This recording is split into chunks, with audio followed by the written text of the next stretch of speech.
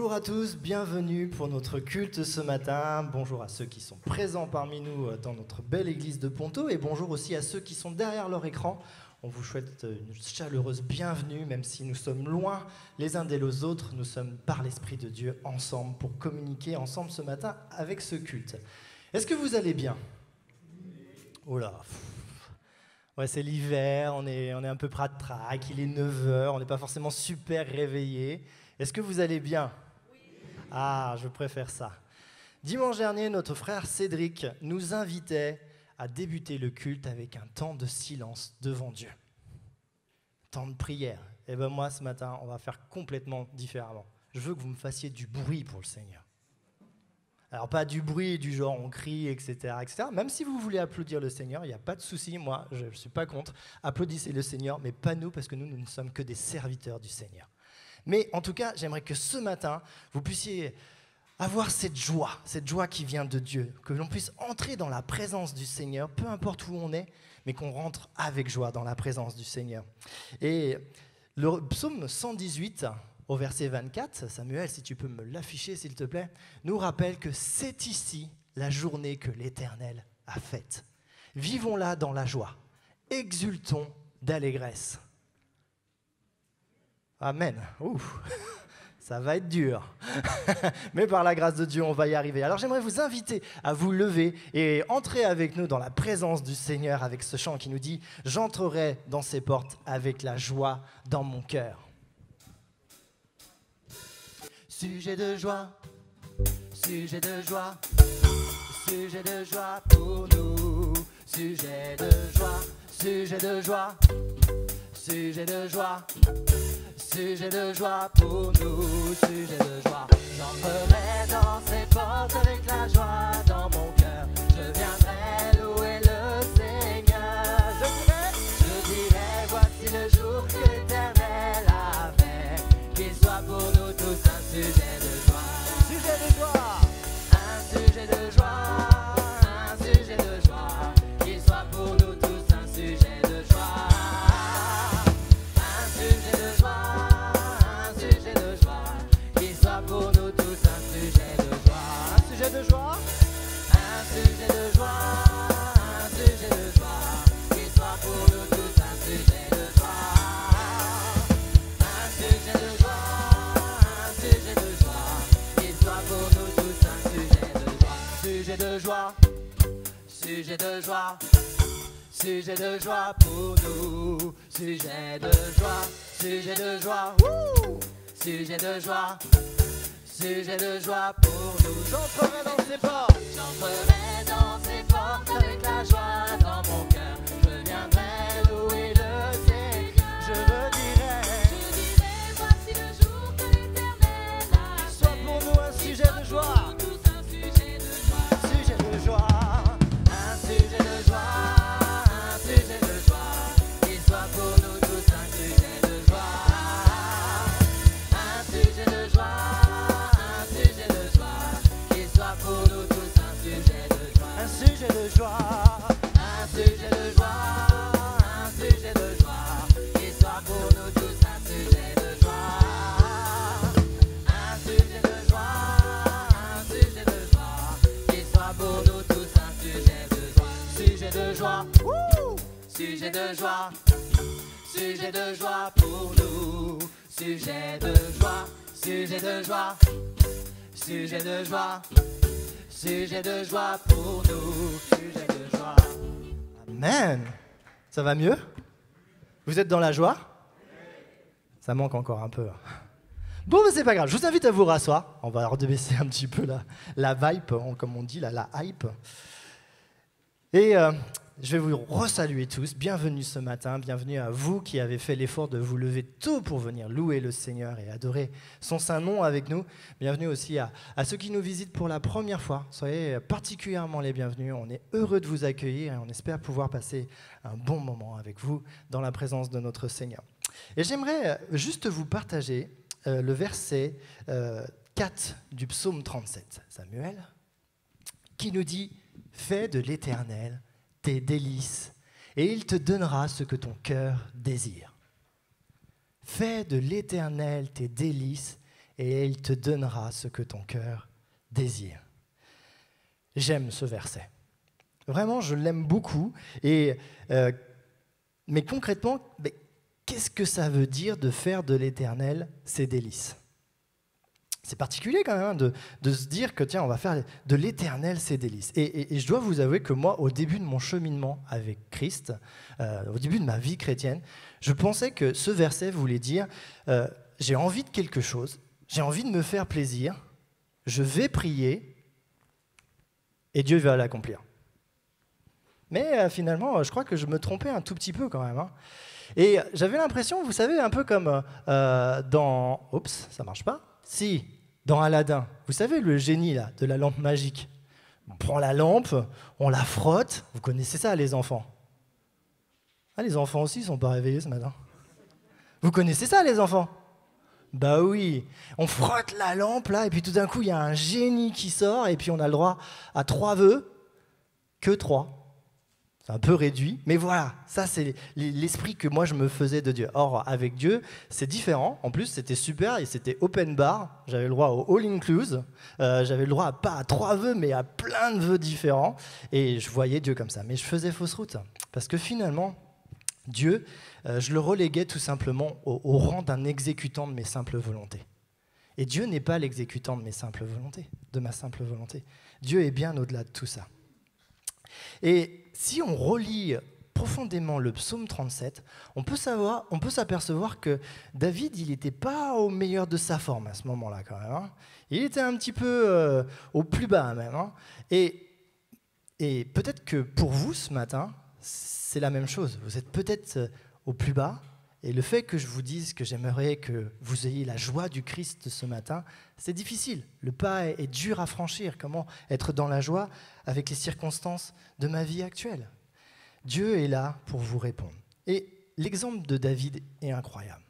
Parce que David a recherché profondément la présence du Seigneur. David s'est rappelé qui est Dieu. David s'est rappelé qu'il est l'essentiel, qu'il est son essentiel, qu'il doit se confier en lui. Il doit se délecter de Dieu. Il doit savourer ces temps, ces moments passés avec son Seigneur. Et n'est-ce pas l'essentiel à notre vie, logiquement? De pouvoir trouver notre joie, notre plaisir en Christ, en Dieu. Et l'aspect souligné dans ce verset, finalement, il doit parler particulièrement à notre cœur. David a proposé à son âme de rentrer dans la présence du Seigneur et proposer à son cœur de se réjouir en Christ en toutes circonstances. Trouver la joie en Dieu seul.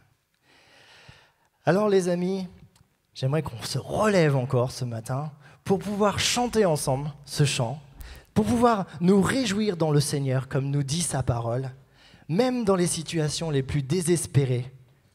Dieu peut mettre la paix et la joie dans nos cœurs. J'espère que vous le croyez. On y va ? Ensemble, chantons « Je veux me réjouir dans le nom du Seigneur ».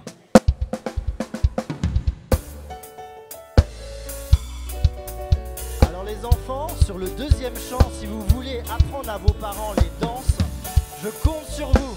Vous avez l'habitude à Kidsland, donc montrez à vos parents que vous savez danser. On y va, je veux me réjouir. Je veux me réjouir dans le Dieu de mon salut. En Jésus mon roi, je veux me réjouir dans le Dieu de mon salut. En Jésus mon roi, je veux me réjouir. Je veux me réjouir dans le Dieu de mon salut. En Jésus mon roi, je veux me réjouir dans le Dieu de mon salut. En Jésus mon roi, il rend mes pieds, il rend mes pieds semblables à ceux du riche.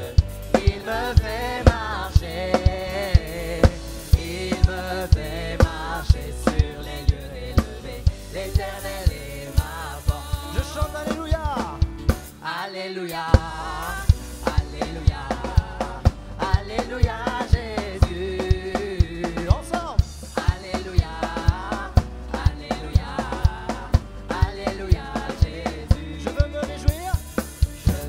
Me réjouir dans le Dieu de mon salut. En Jésus mon roi,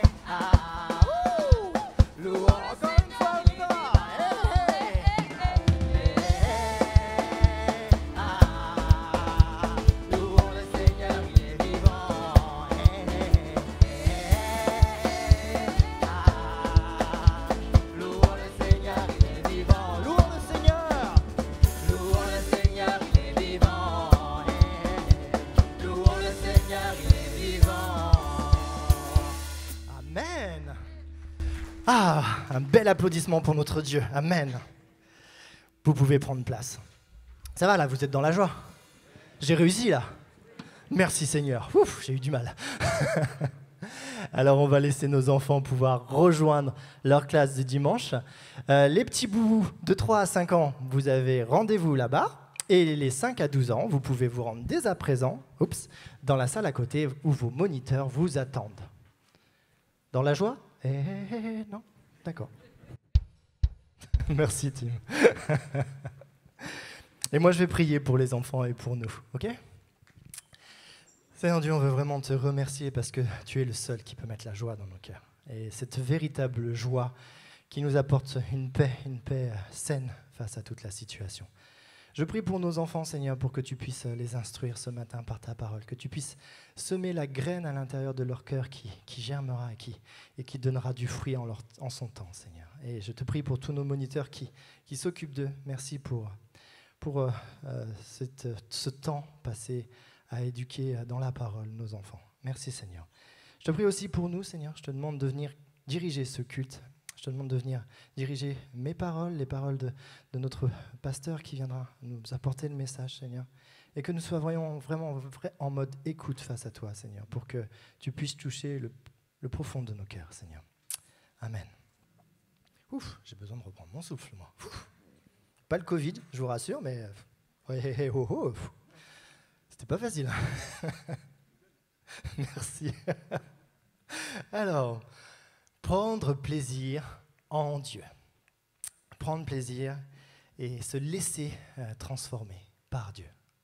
Se laisser transformer, laisser notre cœur transformé par notre Seigneur Jésus.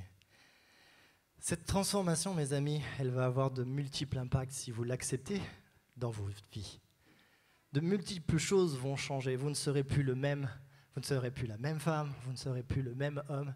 Je peux vous le confirmer et je suis sûr que dans cette salle et de chez vous aussi, d'autres personnes peuvent confirmer que entrer dans la présence du Seigneur, se confier, se délecter de Dieu change les vies. Et je prie, Seigneur, que tu touches ce matin les cœurs qui ne sont pas encore touchés, pour que ces gens puissent comprendre vraiment qui tu es et ce que tu as de bien, de bon pour eux. Et vous allez voir, vous allez ne plus avoir la même vision des choses, ne plus avoir les mêmes sentiments, les mêmes émotions, les mêmes attentions auprès des gens. Alors bien sûr, tout ne sera pas parfait, nous restons des êtres humains, des pécheurs, mais entrer dans la présence de Dieu, se confier en Dieu demande un changement dans nos vies. Et seul Christ peut le faire. Et ce qui est un peu incroyable, c'est que dans cette transformation, on va tendre vers l'image du Fils, mais par la grâce du Saint-Esprit seulement. Ce n'est pas par nos forces, mais simplement par l'onction du Saint-Esprit dans nos vies que nous pourrons grandir. Et Dieu est incroyable. Dieu, il va nous transformer, nous modeler de l'intérieur. Il va changer nos cœurs petit peu par petit peu. Et tout ça pour entrer dans une démarche de bienfaisance et de bénédiction en Dieu. Et je rends gloire à Dieu parce qu'un jour, moi, personnellement, il m'a touché.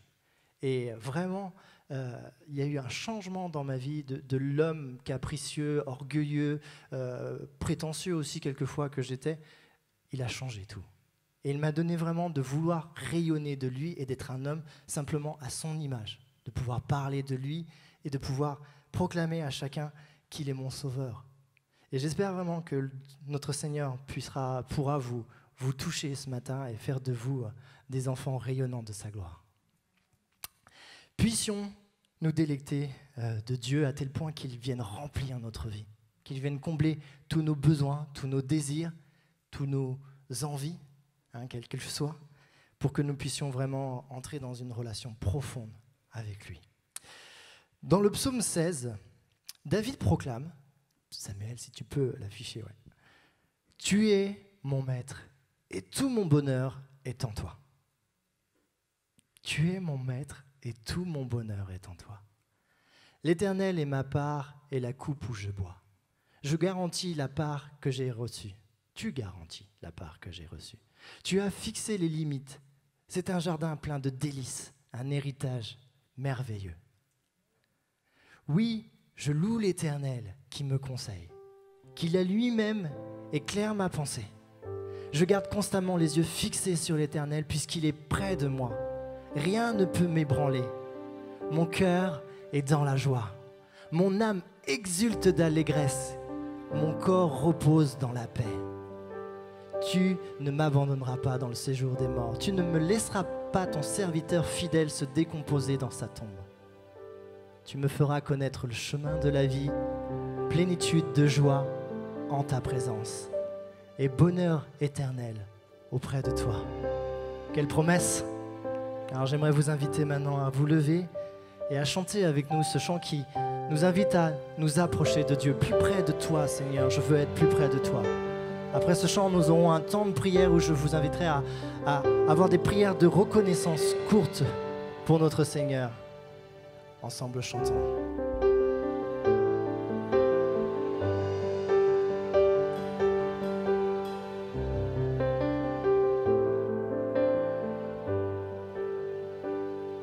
Seigneur, vois mon cœur assoiffé.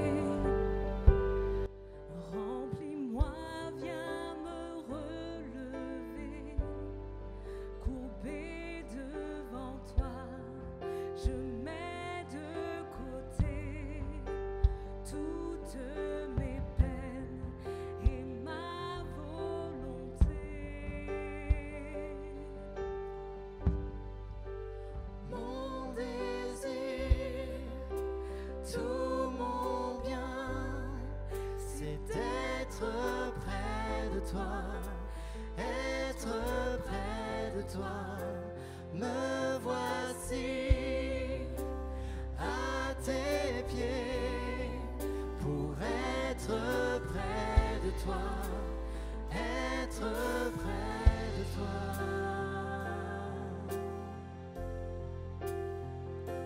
J'ai cherché au fond de mon âme et je n'y trouve aucune offrande, mais je sais que quand de toi se trouve ma demeure, je veux connaître et voir ta splendeur. Mon désir. Mon désir, tout mon bien, c'est d'être près de toi, être près de toi. Me voici à tes pieds pour être près de toi, être près de toi. Mon désir, tout mon bien, c'est d'être près de toi, être près de toi. Me voici à tes pieds pour être près de toi, être près de toi. Tu m'ouvres le chemin, ô Sauveur, je suis à toi mon roi. Tu m'ouvres le chemin, ô Sauveur, je suis à toi mon roi. Je suis à toi mon roi. Mon désir. Mon désir, tout mon bien, c'est d'être près de toi, d'être près de toi. Me voici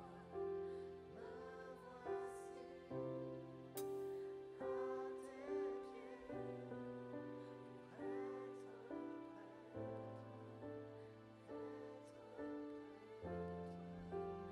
près de J'aimerais vous inviter maintenant à tous ensemble pouvoir prier à la coréenne et remercier le Seigneur pour cette joie qu'il met dans notre cœur. Prions ensemble. Seigneur Dieu, je veux te remercier car je sais que je suis près de toi. Mon désir est de m'approcher toujours plus près de toi, Seigneur. Toujours plus près de toi, Seigneur. Voilà mon chant, voilà ma prière, Seigneur. Je veux être près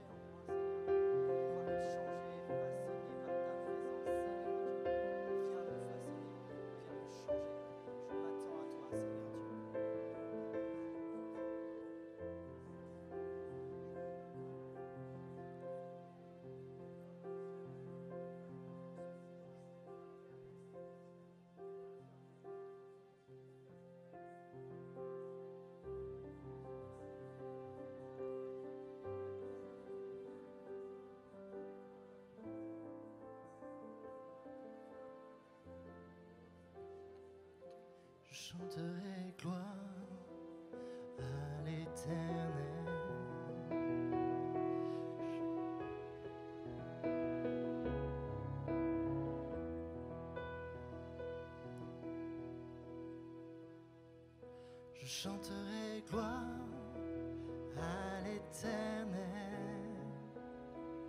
Je chanterai louange à son nom.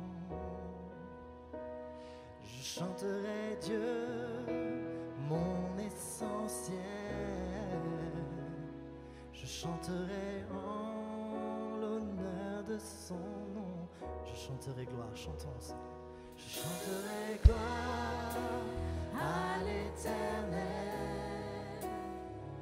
Je chanterai louange à son nom. Je chanterai Dieu, mon Je essentiel. chanterai Dieu, mon essentiel.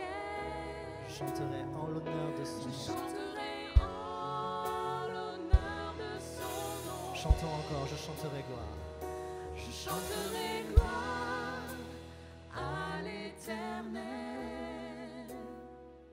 Je chanterai louange à son nom. Je chanterai Dieu, mon essentiel. Je chanterai en l'honneur de son nom. Merci Seigneur. Amen. Je vais laisser notre pasteur venir nous apporter le message ce matin.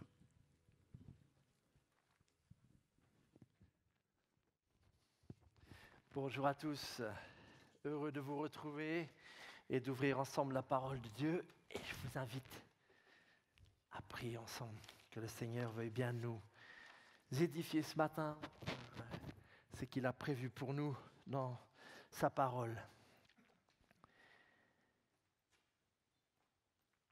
Père, nous voulons faire de ta parole tes délices.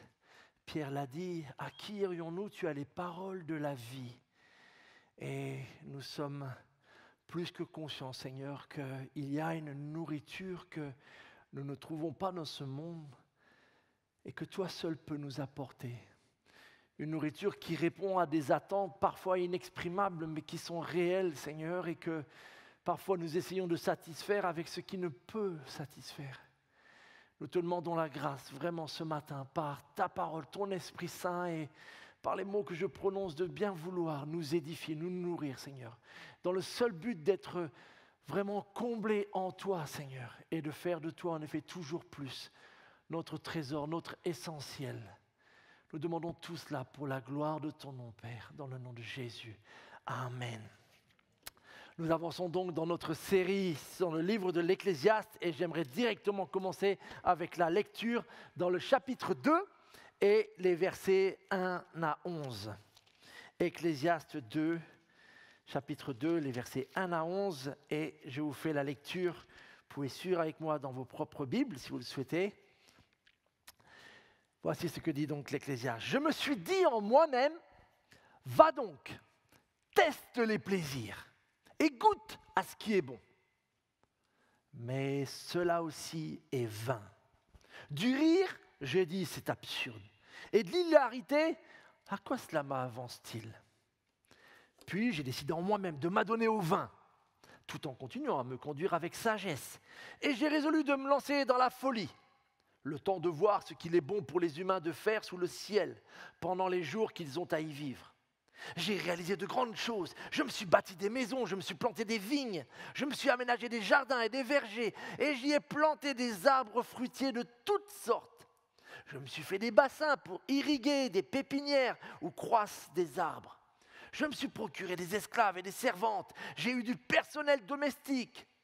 J'ai possédé en abondance du gros et du menu bétail, bien plus que tous ceux qui m'ont précédé à Jérusalem. Je me suis amassé de l'argent et de l'or, provenant des trésors des rois et des provinces. J'ai formé des chanteurs et des chanteuses, et délices suprêmes des hommes, j'ai eu des femmes en quantité. Ainsi j'ai été grand, et j'ai surpassé tous ceux qui m'ont précédé à Jérusalem. Et en tout cela, ma sagesse m'assistait. Je ne me suis rien refusé de tout ce que je voyais et désirais. Je ne me suis privé d'aucun plaisir. Oui, j'ai joui de tout mon labeur et c'est la part que j'ai retirée de toute la peine que je me suis donnée. Puis, j'ai considéré l'ensemble de mes réalisations et toute la peine que je m'étais donnée pour les accomplir.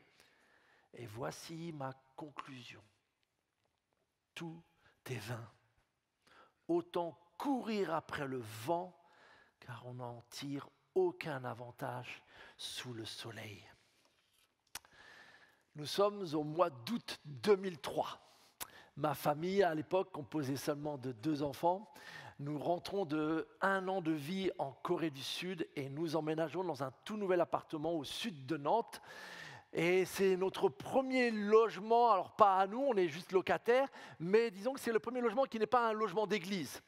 Et la petite particularité, c'est que comme jusqu'à maintenant, pendant nos 3 premières années de mariage, on a toujours été en vadrouille, quand nous aménageons dans cet appartement, nous n'avons quasiment aucun meuble. On mange pendant 2 semaines, je me rappelle, sur mes cartons de livres, et là, on prend 3-4 cartons pour faire la table, et c'était assez sympathique, on en a gardé des bons souvenirs. Mais donc on se dit, bon, quand même, à un moment donné, peut-être il faudrait quelques meubles pour ranger ces choses diverses, une table pour manger, etc. Et là, des amis nantais nous disent, mais à Nantes, devinez ce qui vient d'ouvrir. Un Ikea. Je ne connaissais pas ce nom de magasin. J'avais entendu le nom, mais je ne connaissais pas du tout le magasin. Je n'étais jamais allé dans un Ikea, donc août 2003. Rappelez-vous votre première expérience dans un Ikea. Et quand je suis entré dans le magasin et que j'ai commencé à voir tout au long de la randonnée, parce que c'est long, les différentes places, alors là, quelque chose s'est passé en moi. J'ai commencé à avoir des rêves d'aménagement, de décoration. On allait transformer cet appartement vide en un havre de paix incroyable. On en ferait notre jardin d'Éden à nous. Et donc je commençais heureusement j'ai une épouse qui a les pieds bien sur terre, et je me rappelais l'Ecclésiaste qui m'a averti que peut-être transformer chaque pièce de notre appartement selon le modèle que Ikea me proposait de façon si alléchante n'allait peut-être pas finalement me combler tant que cela. Nous venons de lire dans ce chapitre Dieu de l'Ecclésiaste qu'il continue ses recherches. Vous vous rappelez ? Il est en recherche sur le sens de la vie et il cherche le bonheur. Dimanche dernier, Evis nous a indiqué comment il a tenté de le chercher dans l'accumulation de connaissances et de sagesse humaine, faisant finalement le même constat à la fin qu'il y a une part de dérision aussi, même dans l'accumulation de connaissances. Là, cette fois-ci, il utilise une approche qui nous plaît plutôt bien et à laquelle on n'a pas trop de mal à s'identifier. Va donc tester les plaisirs et goûte à ce qui est bon. Un bon français, cet Ecclésiaste, je trouve. Va. Il lui manque quand même la nourriture. Vous avez remarqué dans sa liste de choses. Et donc, il va tout tester. À part en effet la nourriture, enfin je pense qu'il a dû la tester, mais en tout cas il ne la mentionne pas parce que c'est quand même un des plaisirs de ce monde. Il ne parle pas des réseaux sociaux, il ne parle pas des vacances, donc on pourrait en ajouter quelques-uns, mais voici tout ce qu'il va tester. Parce qu'il s'est aperçu qu'au tout début, chacune de ces choses apporte un certain plaisir quand même. Notez que la liste n'est pas une liste de péchés. Vous n'avez aucun péché dans cette liste.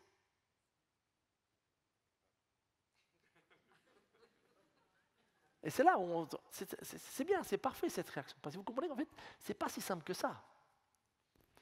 Chacune de ces choses, à la base, n'est pas un péché. On est d'accord ? Il ne parle pas qu'il a testé la criminalité, le vol, l'adultère, etc. Sauf qu'on sent bien qu'avec notamment cette petite précision à la fin, en quantité, là, on peut vite basculer. Mais voici tout ce qu'il a testé.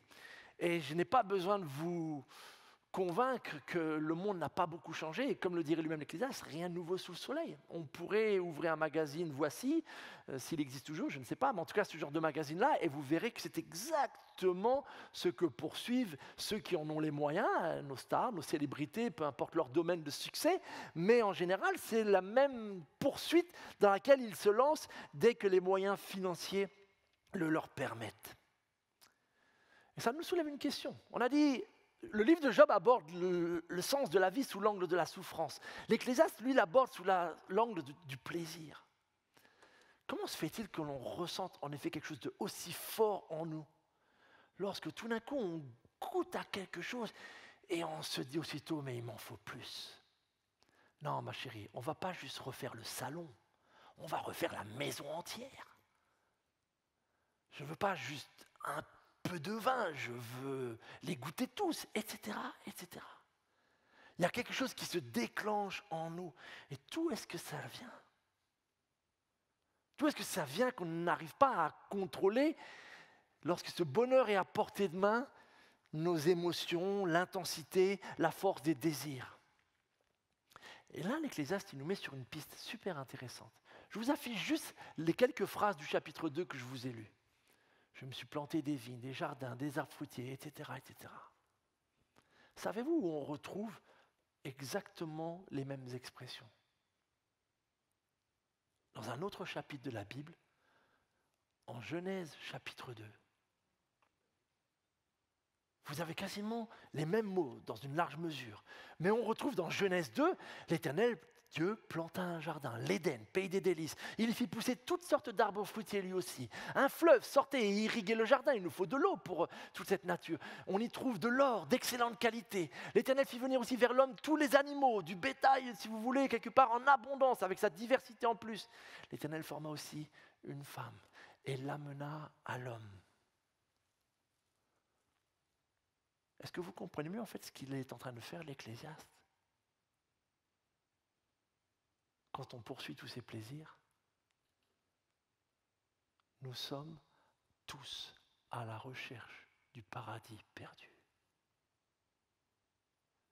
Quand tout d'un coup, quelque chose de bon réveille en nous ce désir fort de vouloir cela, de vouloir plus, de ne vouloir surtout pas perdre cela et d'entretenir, c'est ce souvenir du paradis perdu qui est en train d'agir en nous et de nous gagner. Parce que nous ressentons qu'il y a quelque chose là. J'ai été créé pour ce plaisir-là. Il n'y a qu'un seul problème, mais pas des moindres. C'est que nous comprenons que en Ecclésiaste 2, c'est Salomon qui se lance tout cela. Il est en train de se bâtir son jardin à lui, son Éden à lui. Avec un seul petit problème, mais une fois de plus, le problème le plus grave, c'est qu'il est en train de le bâtir sans Dieu. Non pas que Salomon n'est pas croyant, mais vous comprenez bien qu'en fait, Dieu est en train de basculer à la périphérie et que c'est son projet qui est en train d'être vraiment son paradis, son Éden. Alors que la grande différence dans Genèse 2, c'est que c'est l'Éternel Dieu qui bâtit et crée tout cela pour le bien et le bonheur de l'homme. Nous essayons tous de bien des manières de nous bâtir notre propre jardin, notre propre Éden, notre propre paradis. Une fois de plus, je redis, ça ne veut pas dire que l'on n'est pas croyant. Mais c'est juste que tout d'un coup, nous réalisons qu'il y a quelque chose de plus intense à un moment donné et nous en voulons plus. Voyez-vous, quand un roi comme Salomon, quand une célébrité dans sa villa ou Manu chez Ikea se met tout d'un coup à avoir cette intensité de désir de réaliser des projets, des travaux, des achats, d'accumuler des biens, etc., de goûter à telle et telle chose, nous sommes en train de vouloir rebâtir un paradis sans Dieu.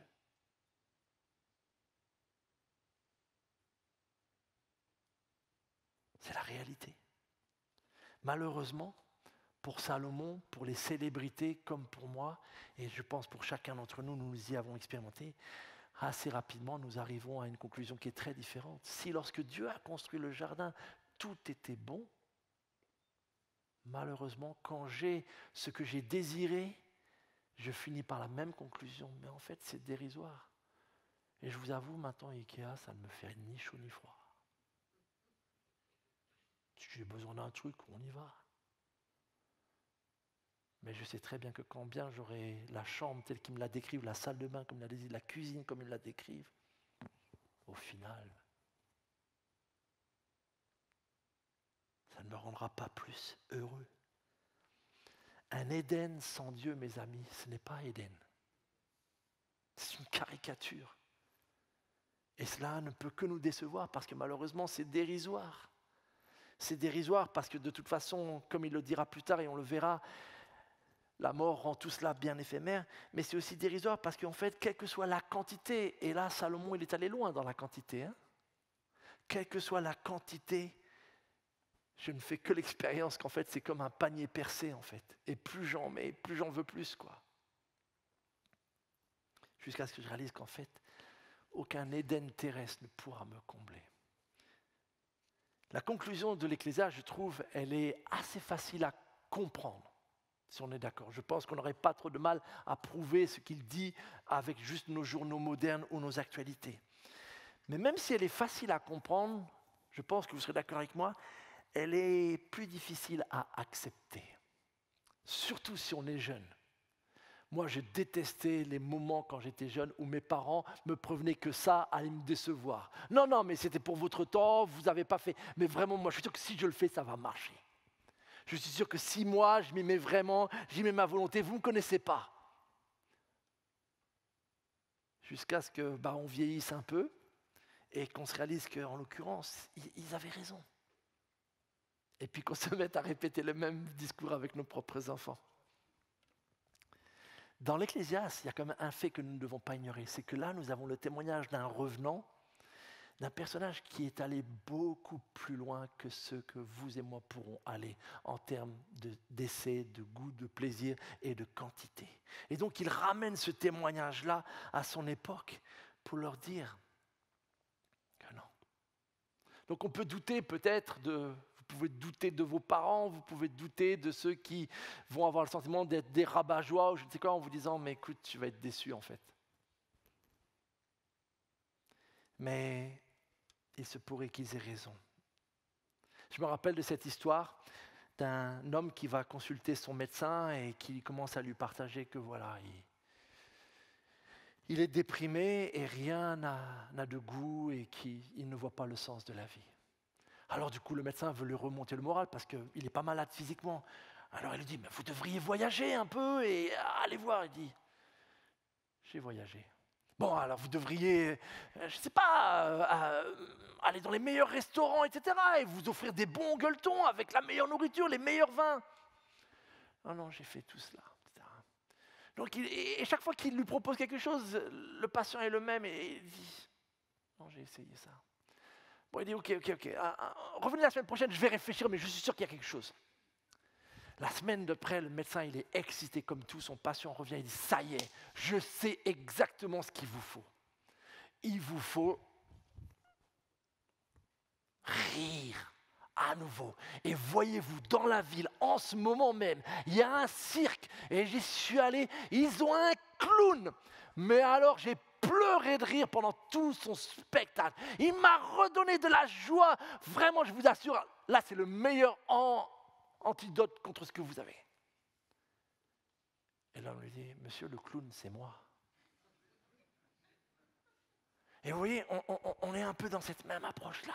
C'est que bon, tant que tu n'as pas essayé, ok, il reste encore un truc sans doute que tu n'as pas essayé. Et donc on essaye. Et puis, alors, soit on joue sur la quantité, soit on joue sur la diversité. Mais on est là éperdument à chercher. Et l'Ecclésiaste est là justement pour nous dire, mais non, il revient de loin. Et je vous l'ai dit, il est très lucide. Et sa lucidité, elle n'est pas facile à... Mais on a tous connu ça. Je ne sais pas quels étaient vos héros d'enfance. Moi, j'en avais deux principaux à peu près dans ma jeunesse. Eric Clapton pour la musique, pour la guitare, et Diego Maradona parce qu'en 86, c'était mon premier mondial. Si vous avez vu la Coupe du Monde de 86, il n'y avait pas beaucoup de joueurs qui traversent toute une équipe et marquent le but à la fin. Et moi, je me disais, mais ces cas-là, ils font rire tous les enfants, quoi. Enfin, ils font rêver tous les enfants. J'ai vu il n'y a pas très longtemps un documentaire sur Eric Clapton. Le gars qui, tout le monde disait, il est le dieu de la guitare. Et il y a des moments de sa vie, il a dit, j'ai juste une envie d'une chose, c'est de mourir. Avant le petit-déj ou avant midi, il avait déjà descendu 1 ou 2 bouteilles de cognac, de whisky, etc. Il y a de l'or dans les mains, tout comme Maradona avait de l'or dans ses pieds. Mais on sait tous qu'en fait, ces personnes-là, même si tout d'un coup, leurs finances leur permettent d'accéder, d'avoir tout, il y a cet énorme vide et on voit leur vie, on voit la fin de leur vie. On se dit, mais comment ça se fait que des gens qui ont l'air d'avoir eu ce que nous poursuivons ne sont au final pas plus heureux que nous? Qu'est-ce qui se passe? Et on pourrait multiplier les exemples. Vous en avez sans doute dans vos propres personnes que vous avez admirées étant enfant, et puis vous regardez maintenant et vous dites, finalement, ma vie n'a rien à leur envier. Voyez-vous, c'est ce que nous avons tendance à oublier avec nos héros, c'est qu'ils vivent sous le même soleil. Ils vivent sous le même soleil, et aussi beau que soit leur jardin, dans la mesure où leur jardin est sans Dieu, ils ne sont pas plus avancés que vous et moi. Et c'est là la réalité. C'est que, voyez-vous, c'est la présence de Dieu qui fait le jardin. C'est la présence de Dieu qui fait le paradis. Voyez-vous, même si au ciel, on nous promettait qu'il y aurait tout ce dont vous pouvez rêver, mais qu'il n'y a pas Jésus-Christ, ce serait l'enfer. C'est bizarre pour nous à accepter. Parce qu'on se dit, non, attends, si je peux manger tout ce que je veux, voir tout ce que j'aime, écouter tout ce que je fais, voir tout ce que j'ai envie de faire, etc., s'il y a tous ceux avec qui je peux faire la fête, etc., forcément, ça va être grandiose. Quand j'étais à l'université, j'ai connu des copains pour être fêtards. Je peux vous dire que dans l'ouest de la France, en Bretagne, ils savent faire la fête. Mais j'en ai connu aucun qui, le lundi matin, aux premières heures de cours, me disait « ça y est, j'ai trouvé ». Non, la seule chose qu'ils vivaient, c'est pour le jeudi prochain, pour enchaîner le cycle jeudi, vendredi, samedi. Pourtant, ils avaient fait tout ce qu'ils voulaient faire, mais n'étaient toujours pas comblés. Nous devons à tout prix, en tant que chrétiens, arriver à faire face à cette lucidité. Et je vous ai dit, c'est la méthode de l'Ecclésiaste, qu'on la veuille ou qu'on ne la veuille pas, il est lucide. C'est un peu au rasoir, mais il est lucide. Et il nous offre, et c'est un cadeau qu'il nous fait en nous offrant ce regard lucide. Parce que qu'on le veuille ou non, j'ai pris l'exemple de Ikea, et ça c'est l'exemple gentil. Mais je suis sûr que chacun d'entre nous aurait des témoignages de tout ce qu'on a pu essayer en espérant y trouver ce que l'on n'a finalement pas trouvé. Mais heureusement, il nous pose les bonnes questions et je vous l'ai dit, il nous ouvre le chemin. Et ça, c'est extrêmement important à comprendre parce que je suis conscient que si on s'arrête là, mon message, il est loin d'être très encourageant. Mais avant d'aller plus loin, je le redis, il faut vraiment que nous puissions arriver à accepter et à intégrer cette réalité. Tant que je chercherai, que tu chercheras, que nous chercherons à nous bâtir notre propre jardin, mes amis, nous sommes condamnés à trouver la vie dérisoire tôt ou tard. C'est une réalité vraiment. Il nous faut à tout prix, et je ne veux pas, et les jeunes qui sont là, je ne veux pas vous donner l'impression que je suis en train de parler comme un vieux. Mais juste vous indiquer que si, depuis des millénaires, beaucoup de personnes au milieu de leur vie arrivent à la conclusion que l'Ecclésiaste a raison, si beaucoup de célébrités aussi païennes aient été leur vie, sont arrivées à la conclusion que l'Ecclésiaste finalement avait raison, peut-être il y a quand même un message à entendre. Et quand vos amis ou quand le monde ou la société ou vos réseaux sociaux ou n'importe quoi vous disent « si tu as ça mon gars, tu seras heureux », je prie qu'il y ait un voyant qui s'allume dans votre cœur et qui vous dise « vraiment ?» Il nous faut à tout prix, mes amis. Mais attention. Et là, on est au virage, mes amis. Je vous ai dit, l'Ecclésiaste, il a tendance à prendre des virages très secs. Et là, si on l'écoute, on s'arrête là, la grande tentation, c'est de dire, alors du coup, l'Ecclésiaste, en fait, c'est l'anti-plaisir. C'est l'anti-hédoniste. Grosso modo, il faut que je mène une vie de protestant, puritain, tristouné comme pas possible, pas de rire, pas d'alcool, pas de ceci, pas de ça, jamais la fête, jamais de musique, etc. Donc c'est un peu ça que tu nous proposes, Manu, au travers de l'Ecclésiaste. Et c'est là le grand virage. Parce que c'est absolument pas la conclusion de l'Ecclésiaste. Ce n'est absolument pas son discours. Voyez-vous, dans le même chapitre 2, voici ce qu'il va dire. En fait, il n'y a rien de bon pour l'homme, sinon manger, boire et se donner du bon temps. Et j'ai constaté que cela même vient de la main de Dieu. En effet, qui peut profiter de la vie sans que cela vienne de Dieu ? Car Dieu donne à l'homme qui se comporte bien à ses yeux la sagesse, la connaissance et la joie. Et ce refrain-là, vous allez le retrouver côte à côte tout au long du livre, à chaque fois qu'il évoquera l'aspect lucide du fait qu'il y a tant de choses ici-bas dans lesquelles nous mettons de confiance et qui sont dérisoires. À chaque fois, vous retrouverez ce refrain, jouis de la vie que Dieu te donne. Jouis de ceci, réjouis-toi de cela, de ce que Dieu te donne. Si tu l'as, c'est un don, c'est lui qui te le donne. Réjouis-toi. Donc, qu'est-ce qu'il est en train de faire ? D'un côté, il dénonce les plaisirs qui sont comme une poursuite du vent, et juste après, il est en train de nous dire de recevoir ces choses. Mais c'est là où justement est la grande différence. Il y a une énorme différence entre poursuivre soi-même tous ces projets, tous ces plaisirs que le monde offre, en espérant trouver par moi-même et grâce à eux me bâtir mon propre jardin, et les recevoir de Dieu comme des grâces. La différence est énorme. Parce que lorsque je les poursuis, lorsque je me mets à être préoccupé sur le fait de m'enrichir, de rebâtir ma maison, de faire ceci ou cela, d'avoir telle profession, de coucher avec telle personne, etc. Lorsque je poursuis ces choses-là, c'est moi qui suis en train de décider qui sont mes dieux, mes idoles. Et ça, c'est poursuivre le vent. Alors que lorsque je réalise que j'ai été créé pour recevoir de Dieu, selon Genèse 2, les bienfaits qu'il veut bien me donner dans sa grâce, et que je les reçois comme des grâces, alors Dieu m'accorde la grâce de jouir de ces choses-là sans en faire mes dieux. Oh, puissions-nous comprendre la différence entre ces deux choses, parce qu'elle est fondamentale. Je vous ai dit que l'Ecclésiaste, il ouvre un chemin. Voyez-vous, nos ancêtres, dans ce fameux jardin, alors que Dieu avait tout fait pour eux, ont décidé de choisir ce que eux voulaient. De poursuivre leur propre plaisir, symbolisé par cet arbre qui avait l'air si bon. Et si, au milieu de tout ce que Dieu nous donne, qui est merveilleux, il voulait en fait nous priver du meilleur. Parce qu'en fait, il est méchant. Et tentés sur cet aspect-là, ils ont désobéi au cœur même du jardin. Et la bonne nouvelle, mes amis, c'est que bien des siècles plus tard, quelqu'un d'autre s'est retrouvé dans le jardin, dans un jardin, avec la possibilité, pour la toute première fois, de choisir lui aussi ce qu'il allait pouvoir poursuivre. Son plaisir, sa vie, sa liberté,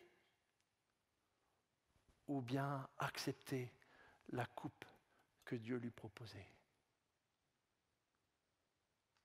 Voyez-vous, Jésus-Christ a réussi dans le jardin là où nous échouons tous.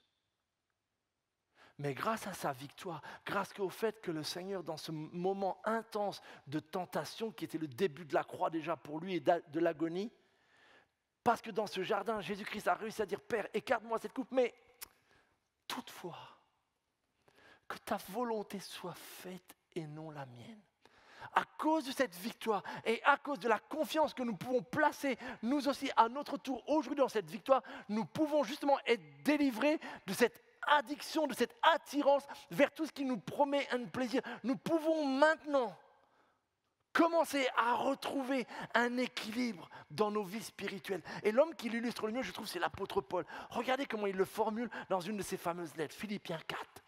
Regardez ce qu'il dit. Je sais vivre dans le dénuement. Je sais aussi vivre dans l'abondance. C'est le secret que j'ai appris.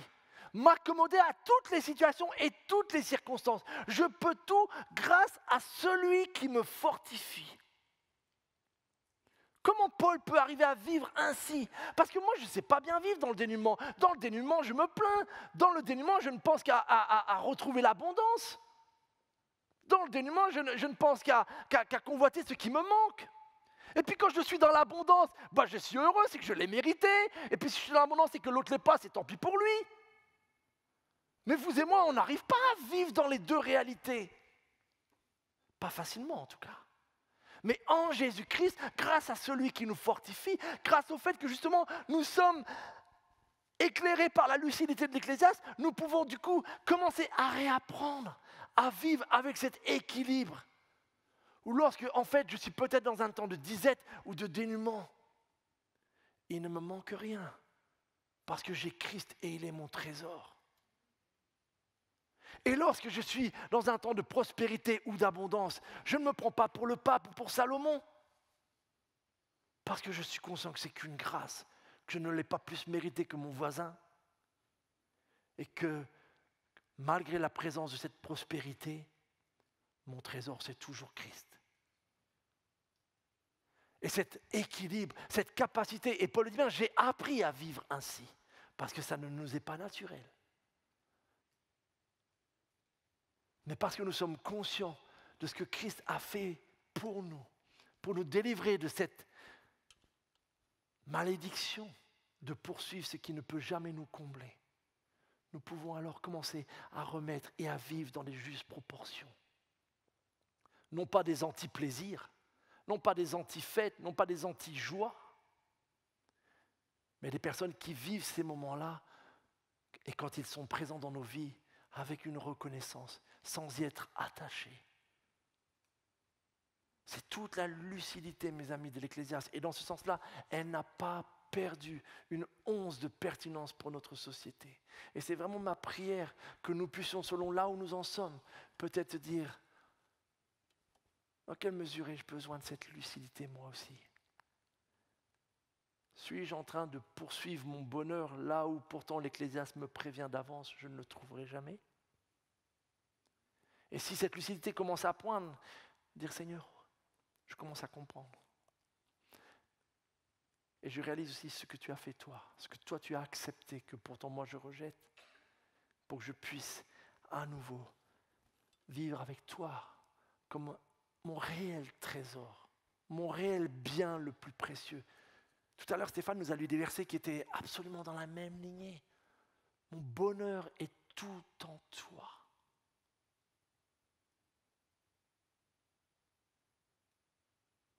Il y a quelque temps, je devais garder un petit enfant et il avait ce jouet, je pense à ça et je finis avec ça. Et vous savez, ce jouet où vous avez une espèce de seau là, et puis il y a des formes d'objets et vous devez mettre les triangles, ils rentrent que si vous le mettez dans la cage. Vous connaissez tout ça? Vous vous rappelez? Et voici ce que notre humanité en général essaye de faire.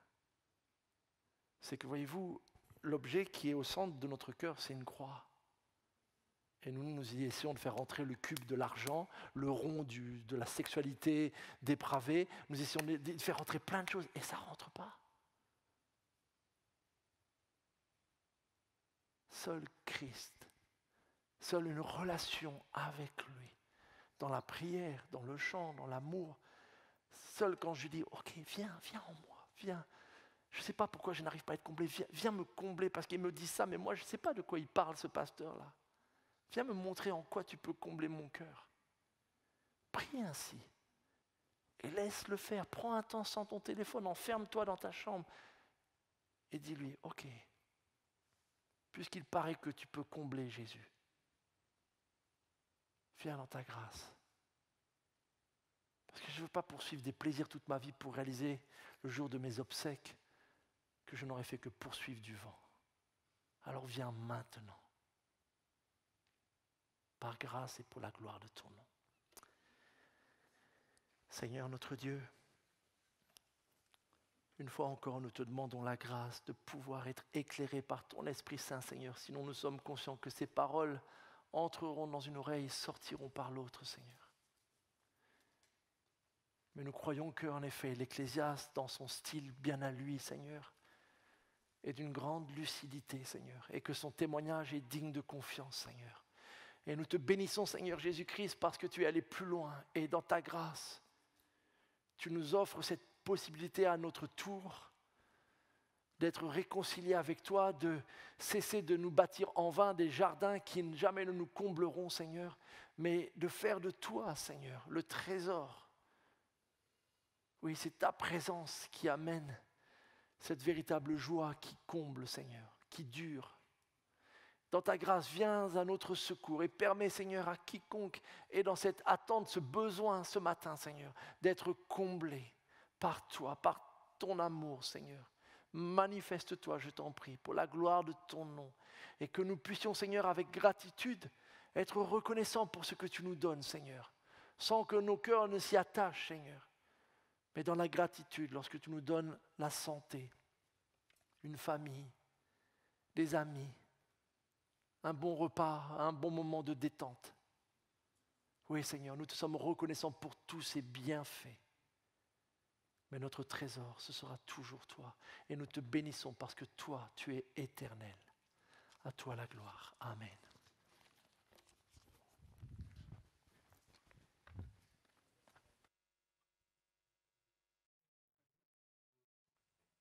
Vous m'entendez? Ouais, c'est bon. Merci Manu pour ce partage qui nous rappelle que Dieu doit être l'essentiel dans nos vies. Et nous voulons terminer ce culte en vous invitant à vous lever pour nous réjouir ensemble de la présence de notre Seigneur. Je me réjouis dans le nom du Seigneur. Voilà le dernier chant que nous voulons prendre avec vous. On y va ?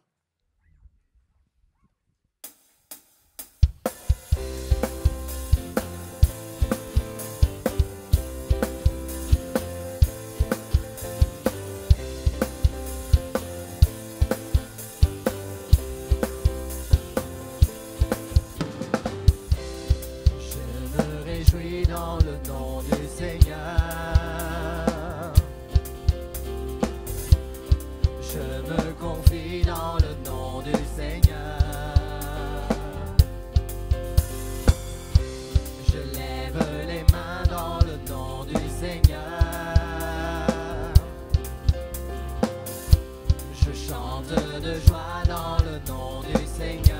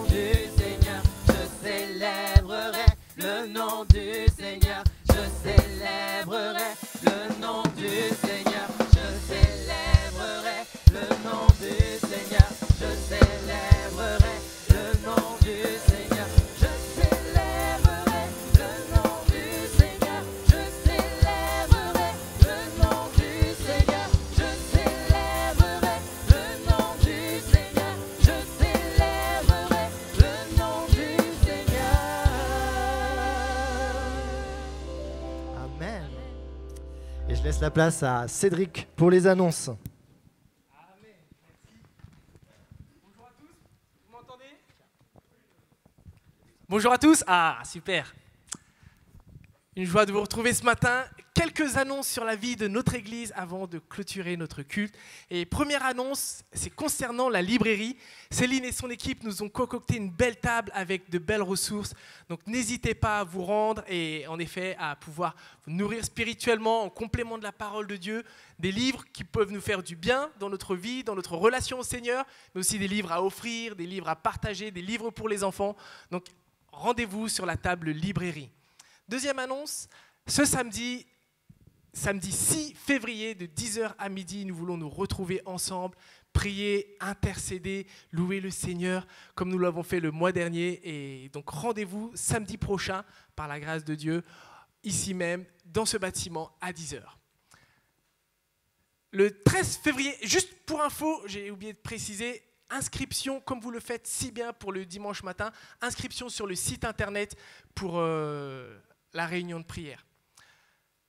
Le 13 février, nous reprenons et nous poursuivons notre programme de formation Connaître Plus avec un Zoom première partie sur les évangiles qui sera animé par Manu afin de découvrir en effet combien ce récit qui décrit qui est notre Seigneur Jésus est essentiel à notre foi, essentiel au partage de l'Évangile et quelle place ils occupent en effet dans toute la révélation que nous avons de la Genèse à l'Apocalypse dans la parole de Dieu. Donc inscription de la même façon sur le site internet pour pouvoir y participer donc le 13 février. Les horaires, ce sera de 15h, 17h, 17h30, grand maximum, avec le couvre-feu. Mais voilà, ce sera l'après-midi. On confirmera une fois encore les horaires, mais vous pouvez déjà vous inscrire dès maintenant. Tout le monde voit l'image ?